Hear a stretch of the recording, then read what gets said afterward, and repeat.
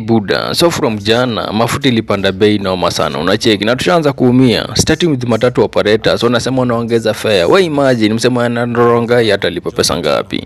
Acha na hiyo msemo anatoka Nairobi hadi Western atalipa pesa ngapi? Sasa biashara zote manzazi kwa affected na prezo kiwa pale Gooseland aliamua kuguzia hii story. Nataka niwaeleze duniani hii iko na matatizo mengi. Tulikuwa na shida kubwa pale nyuma. Mambo ya mafuta ilikuwa inatusumbua, lakini Mungu akatujalia tukawa na mpango wa G2G ambaye iliokoa taifa letu la Kenya. Wakati wengine walikuwa wanahangaika, Kenya hii tulikuwa tumejipanga. Hata nchi zingine walikuja kutuuliza ni vipi nyinyi Kenya mmefanya.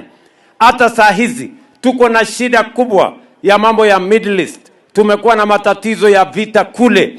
Mambo ya mafuta imepanda kila sehemu, lakini hapa Kenya tumepanga vizuri tuhakikishe ya kwamba ile bei ambayo ingeruka juu sana tuhakikishe ya kwamba tunaifanyia moderation. Tumetoa pesa ya serikali bilioni 6.5 ya kufanya subsidy ya mafuta hapa Kenya. Tumerudisha chini ile mambo ya VAT kuhakikisha kwamba tuna moderate mambo ya mafuta hapa Kenya. Na mimi nataka niwahakikishie ya kwamba serikali ya Kenya tutafanya juu na chini. Nchi zingine nikiongea na nyinyi hawana mafuta hata katika pumps zao.